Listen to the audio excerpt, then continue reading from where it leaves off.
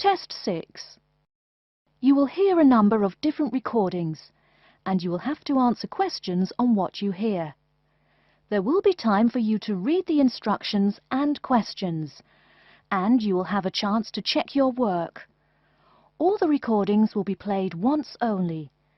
The test is in 4 sections. At the end of the test, you will be given 10 minutes to transfer your answers to an answer sheet. Now turn to Section 1. Section 1. You will hear a conversation between an agent from City House Services and a customer who wants to have her house cleaned. First, you have some time to look at questions 1 to 4.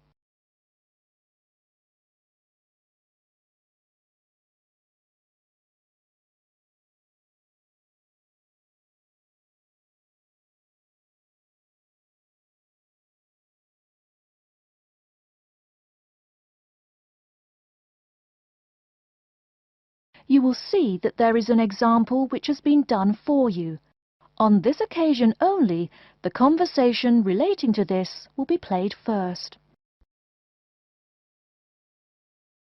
Good morning, City House Services. How may I help you? Good morning. I'd like to arrange to have my house cleaned. Certainly. I just need to ask a few questions. First, could I take your name? Yes, it's Barbara Hill. The woman says that she is Barbara Hill, so Barbara Hill has been written in the space. Now we shall begin. You should answer the questions as you listen, because you will not hear the recording a second time. Listen carefully and answer questions 1 to 4. Good morning, City House Services. How may I help you? Good morning. I'd like to arrange to have my house cleaned. Certainly. I just need to ask a few questions. First, could I take your name? Yes, it's Barbara Hill.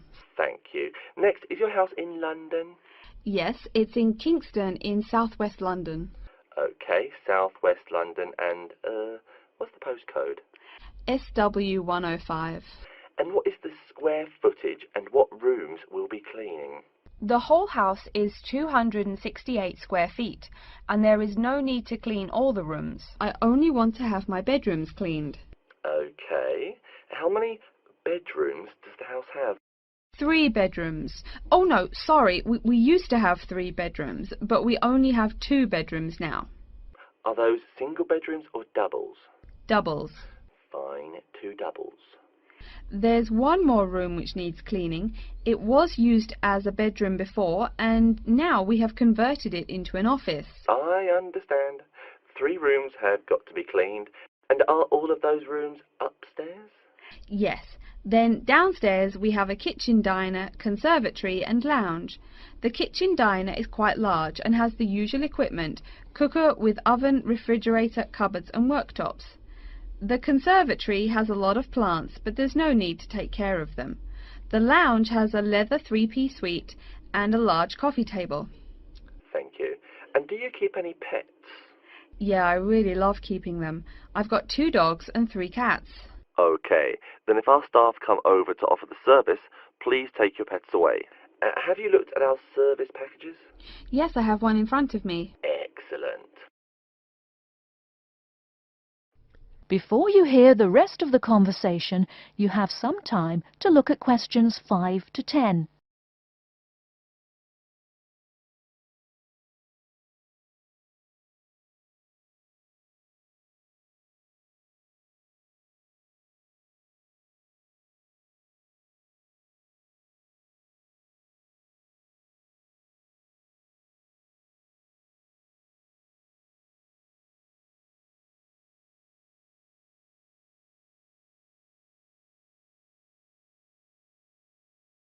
Now listen and answer questions 5 to 10.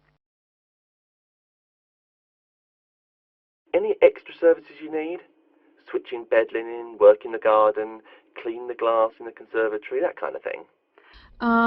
No.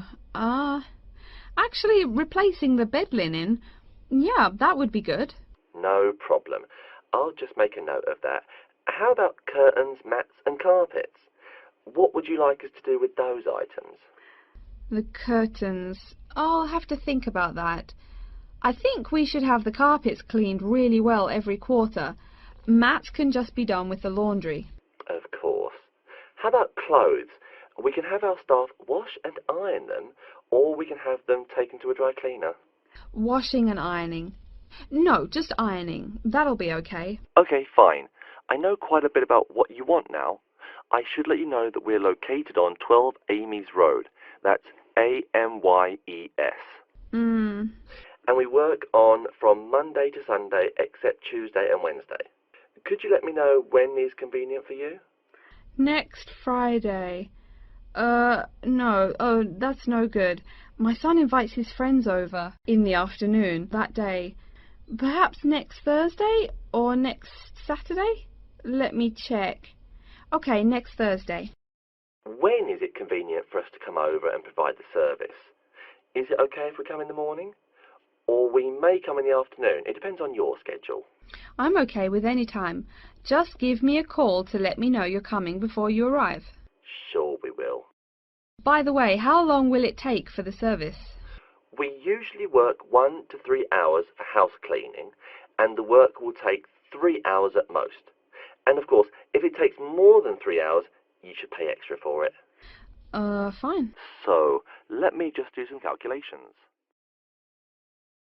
That is the end of section 1. You now have half a minute to check your answers.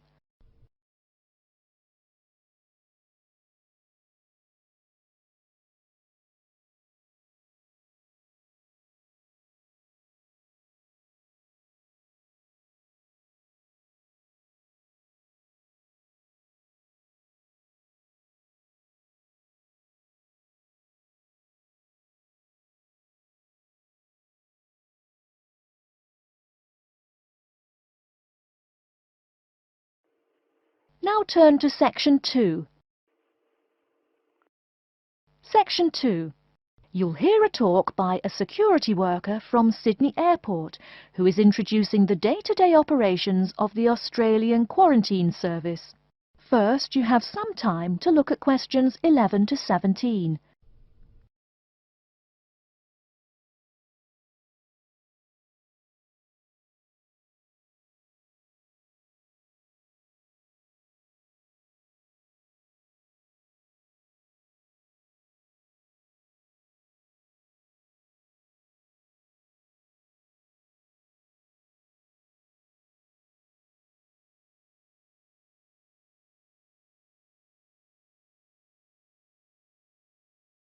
Now, listen carefully and answer questions 11 to 17.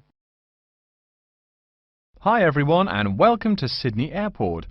Today I'll be giving you the inside information on the day-to-day operations of the Australian Quarantine Service here. We hope to provide you with a better understanding of why such heavy security regulations are necessary by educating you on how we operate and why we do the things we do. We're not here to try to persuade you to fly through Sydney Airport, though we hope you'll find your experience relatively stress-free and comfortable. First things first, our personnel. Can anyone guess how many people work at Sydney Airport? We have 200 alone working in Terminal 2, so can you guess how many in the whole airport? I heard someone say 360. That's getting closer. What? Did someone say 2,000? That's way too high.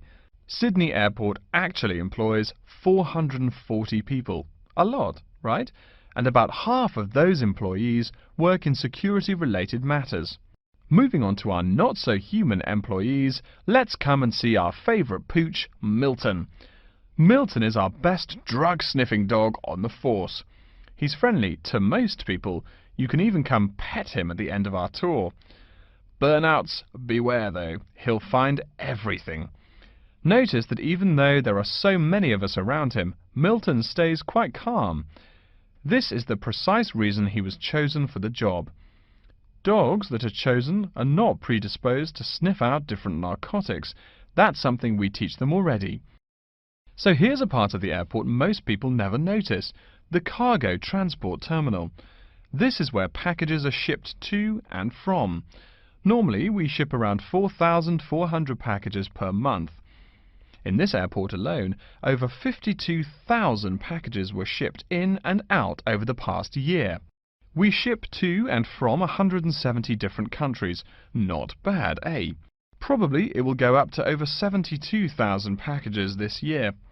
And despite over 100 flights in and out of here daily, the number of lost or delayed packages is impressively low. If you send your package through here, rest assured we'll get it where it's going. Let's move on to the area most of us are familiar with, the passenger terminals. In order to be allowed into this area, you must pass through security with your ticket and, if you're travelling internationally, your passport. If you're travelling domestically, you just need a legal form of ID. If you don't have those, you will not be allowed to pass through security and board your flight. During the security scan, your carry-on items will be checked for dangerous items such as weapons, sharp objects and liquids that exceed our specified limit. If you attempt to pass any of the prohibited items on this list posted at the entrance, you are still allowed to board the plane, but you'll be given a warning and your item will be confiscated. Don't worry, we will not arrest you for having too much shampoo in your bag or anything like that. We also search your carry-ons and parcels for any perishable items. We prohibit the transportation of local vegetation and prohibit parcels containing any insects in them. You may or may not have learnt about this in biology class, but when some plants are introduced to a new environment, they spread wildly and wipe out the current species around it. It is important to control the introduction of new plants into an ecosystem, so we must prohibit the transport of any fertile seeds. So what happens to parcels containing possibly suspicious items? It's of course something we do not take lightly here. If an object passes through the scanner that appears suspicious in any way, it is separated out for manual search by a member of our trained security personnel. If an illegal plant or simple sharp object like a pocket knife is found, it is simply disposed of in our biohazard waste containers, and the package itself is returned to the sender, or passenger if it is for a passenger flight. More serious weapons are reported to higher authorities for investigation. Before you hear the rest of the talk, you have some time to look at questions 18 to 20.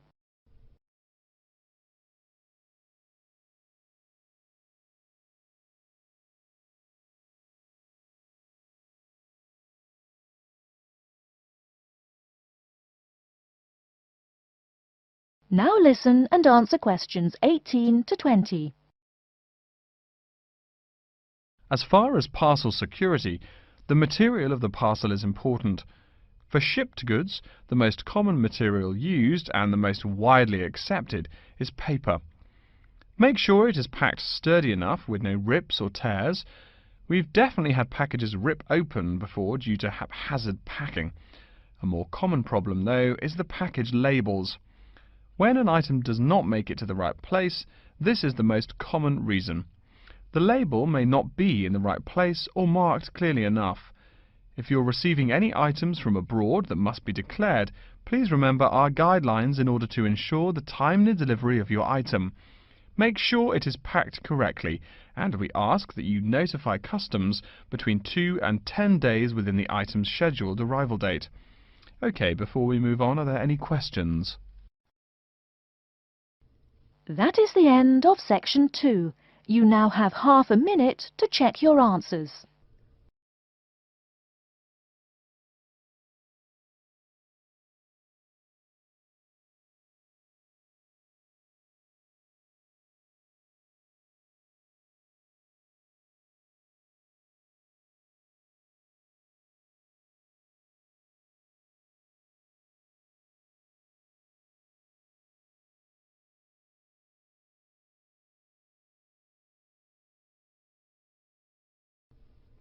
Now turn to section 3. Section 3. You will hear a librarian called Adam Smith talking to the students about how to use the facilities in the library. First, you have some time to look at questions 21 to 26.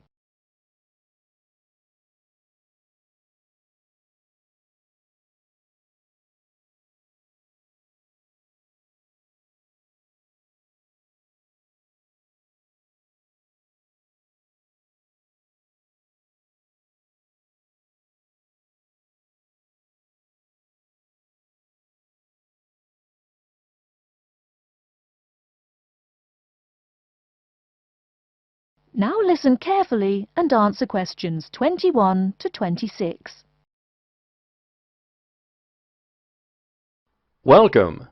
Please come in and gather over here around the tables. My name is Adam Smith, and I'm the librarian here. I'll show you around today and explain how to use these facilities. Hopefully, when I'm done with it, you'll know the ropes. And please feel free to let me know of any questions or concerns that you may have. Now we're at the gate of the library. Upon entering into the door, you'll find that the restrooms are on your left-hand side, and opposite them is a photocopy room. Many of you are wondering about the check-in and check-out process. What you have to do is go to the circulation desk, which is to the east of the photocopy room. The reading room is a really large area in the center of the library, just to the north of the circulation desk. I'm sure you won't miss it. If you're here to do research, this is where you should bring books to look through. However, if you're here to do any group projects or other interactive activities, I advise you to use one of the study rooms, which are just to the east of the reading room. Moving on to the southeast corner, we have the periodicals section, just next to the study rooms. We have a collection of different newspapers and magazines in this section. You can get last week's weather reports, or all the top stories 5 years ago. Our periodicals can be traced back 20 years to the time when our school library was built. Our first question. Yes. Can we check out magazines from the library? I'm sorry, but you cannot take any periodicals out of the library. You're welcome to read them for as long as you want while you're here, but you cannot check them out. I wonder if there is any place where we can get some food in the library. Do we have a store here? Of course. The Food Service Center is just meters away from the study rooms. It's on the northeast corner as you look at the map. The Food Service Center offers different kinds of snacks, though it's not big.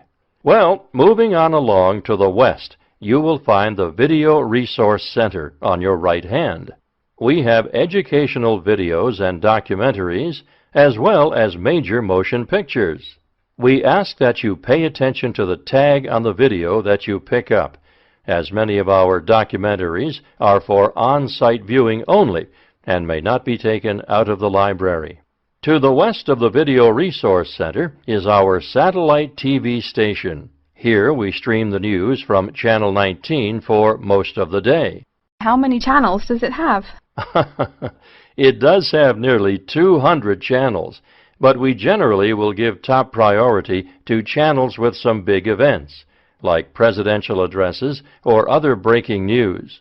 During the coverage of the presidential debate, students will take a break from studying and flock to watch it. Last, but perhaps most important, is the inquiry desk. It's just on the left-hand side when you walk into the library, so it's impossible to miss it. If you have any questions about how to use equipment or where to find something, come and ask the assistant. Don't be shy, because that's what they're here for. Before you hear the rest of the talk, you have some time to look at questions 27 to 30.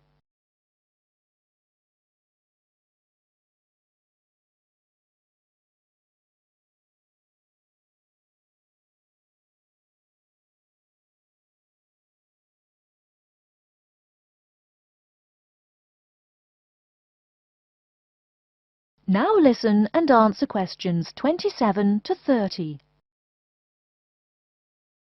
Speaking of questions, one of the questions we get asked is how to actually check out a book once a student has picked one out.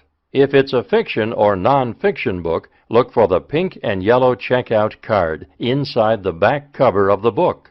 You can also find information about the book on these cards, including its publishing date, genre, ISBN, and a log of dates it's been checked out before. Present this card to me or any library assistant, and we'll stamp it, and then the book can be kept for 3 weeks. You can find general information on a field of study by using one of our subject guides. We have them on paper here, but any of our computers will allow you to search within fields as well. What if the library doesn't have a resource we're looking for? Great question. I'm going to address that. Our library is a network with a number of other universities in the area. So if there is something you're looking for and it's available somewhere in the area, we'll be able to get it for you. However, there are universities which are not part of the network, so we do not share resources with them.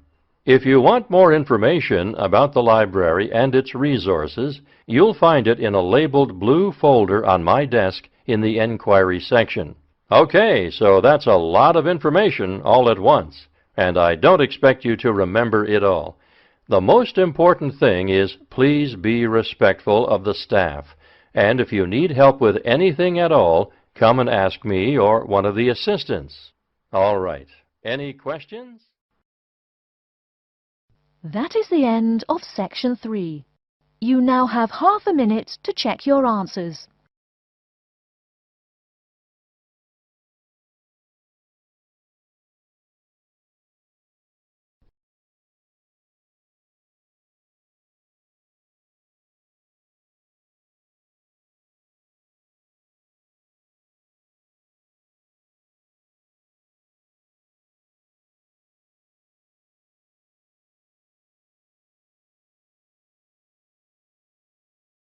Now turn to Section 4. Section 4. You will hear a lecture about Crocodylus niloticus and its living habits. First, you have some time to look at questions 31 to 40.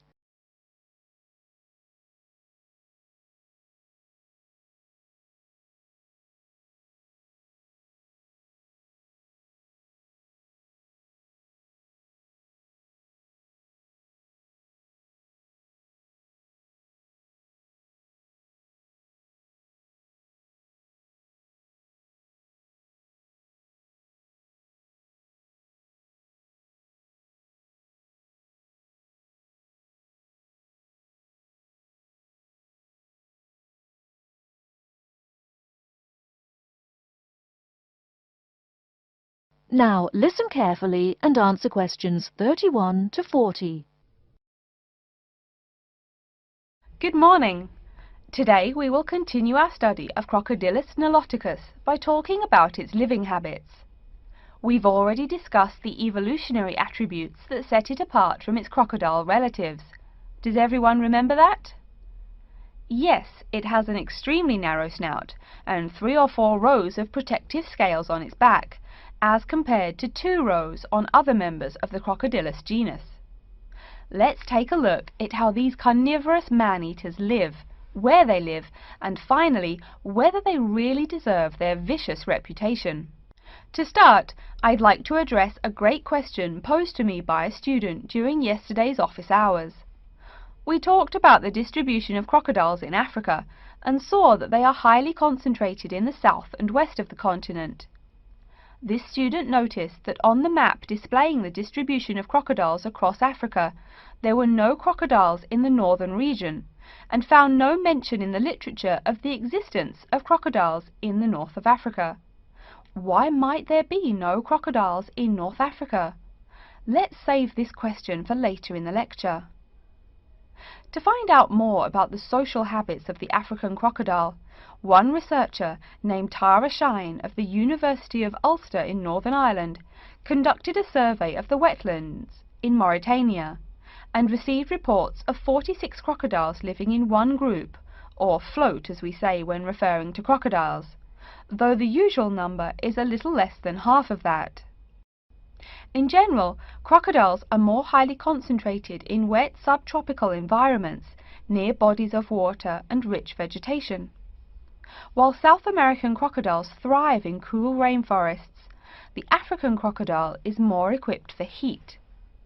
Though they can survive at the hot temperatures found in some deserts, they are not equipped to handle dry climates and thus cannot survive in places like the Sahara Desert of North Africa. As cold-blooded animals, crocodiles' core temperatures fluctuate from their average of 38 degrees Celsius as external conditions change. Thus, they need to avoid extreme temperatures. Others live an underwater life, keeping a body temperature close to that of the water. As their own unique method of regulating their body temperatures, some African crocodiles have made dens by digging holes in the ground to provide themselves with a cool, dark place to retreat from the hot African sun. Speaking of the hot African sun, let's go back to the question asked at the beginning of the lecture. We know that there used to be crocodiles in northern Africa, yet today there are none. What are some possible explanations for this? Some students have suggested that the African crocodile has evolved from a desert creature into a wetland creature, thus causing them to migrate south for more appropriate conditions. Others presume that the crocodile was hunted out of northern Africa by a fiercer predator. While these are intelligent guesses, the real story is a little bit different. The key to this migration is that the Sahara Desert did not always cover the north of Africa. About 8,000 years ago, the land was fertile wetlands, perfect for breeding crocodiles.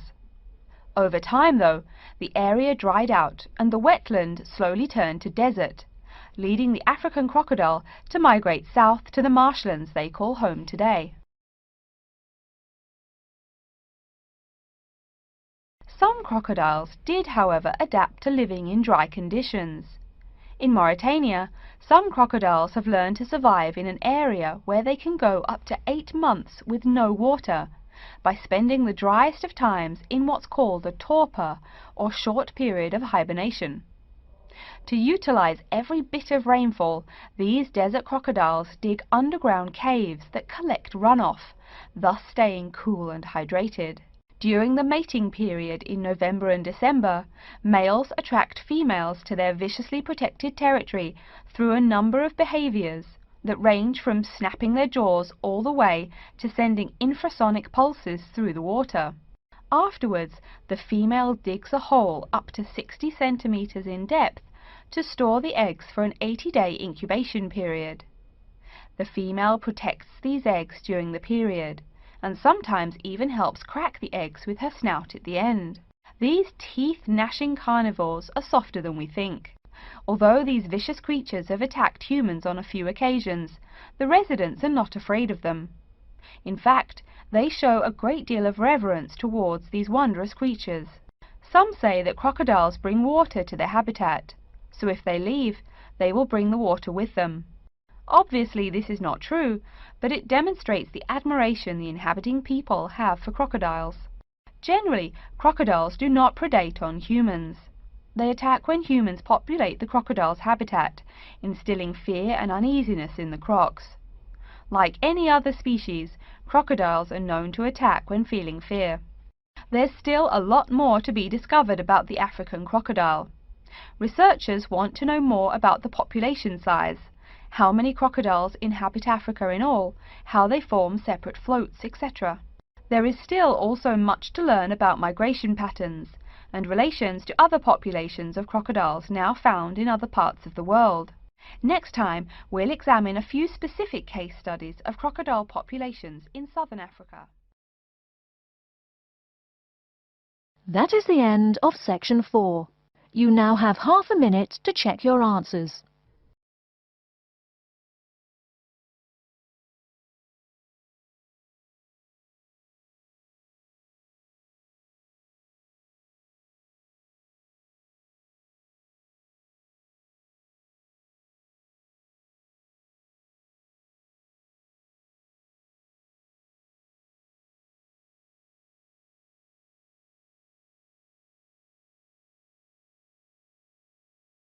That is the end of the listening test.